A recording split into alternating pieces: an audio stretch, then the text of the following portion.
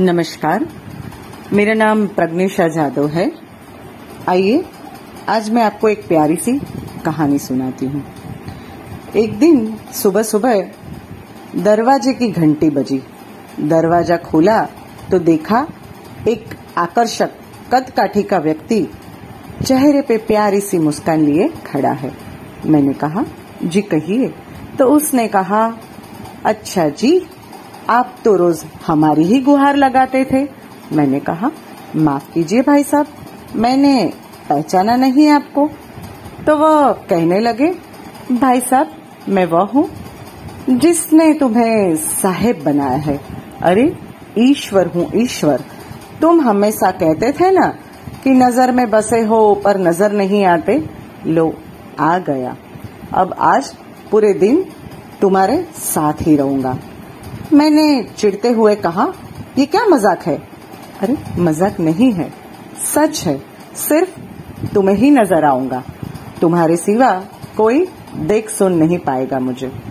कुछ कहता उसके पहले पीछे से माँ आ गई। अकेला खड़ा खड़ा क्या कर रहा है? यहाँ चाय तैयार है, चल आजा अंदर।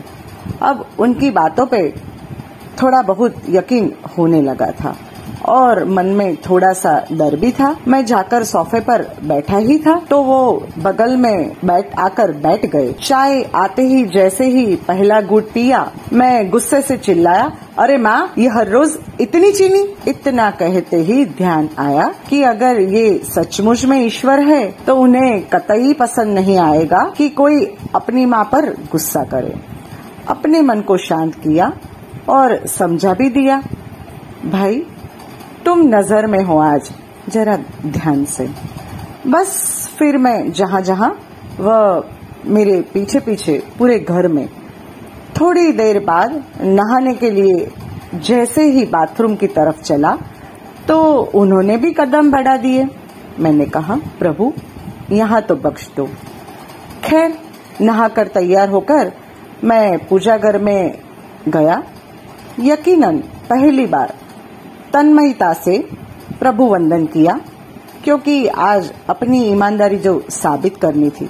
फिर ऑफिस के लिए निकला। अपनी कार में बैठा तो देखा बगल में महाशय पहले से ही बैठे हुए हैं। सफर शुरू हुआ तभी एक फोन आया और फोन उठाने ही वाला था कि ध्यान आया, तुम नजर में हो।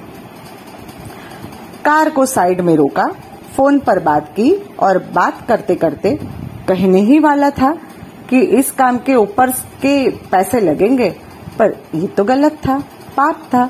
तो प्रभु के सामने कैसे कहता? तो एकाएक ही मुंह से निकल गया, आप आ जाइए, आपका काम हो जाएगा आज। फिर उस दिन ऑफिस में ना स्टाफ पर गुस्सा किया, ना किसी कर्मचारी से बहस की। 25-50 गालियां तो रोज अनावश्यक निकल ही आती थी मुंह से, पर उस दिन सारी गालियां कोई बात नहीं, इट्स ओके में तब्दील हो गई।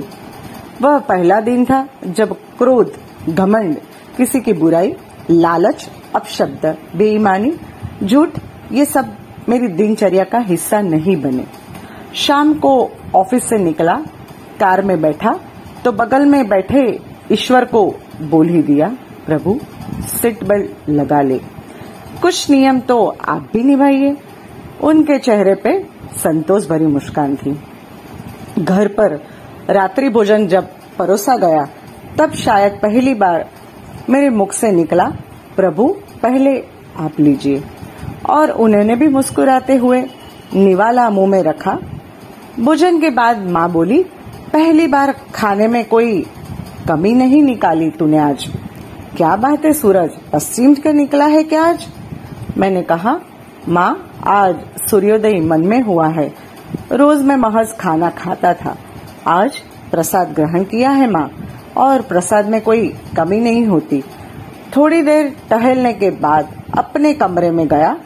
शांत मन और शांत दिमाग के साथ तकिए पर अपना सिर रखा तो ईश्वर ने प्यार से सिर पर हाथ फिराया और कहा, आज तुम्हें नींद के लिए किसी संगीत, किसी दवा और किसी किताब के सहारे की जरूरत नहीं है।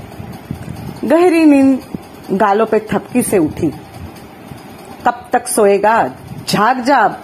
माँ की आवाज थी। सपना था शायद। हाँ, सपना ही था, पर नींद से जगा गया। अब समझ में आ गया उनका इशारा, तुम नजर में हो। जिस दिन ये समझ गए कि वो देख रहा है, सब कुछ ठीक हो जाएगा। सपने में आया एक विचार भी आंखें खोल सकता है। बस हमेशा याद रखो कि हम सांसारिक कैमरे की नहीं, बल्कि प्रभु के कैमरे की नजर में है हर समय। आशा करती हूँ आज की कहानी आपको बेहद पसंद आई होगी। कहानी सुनने के लिए धन्यवाद।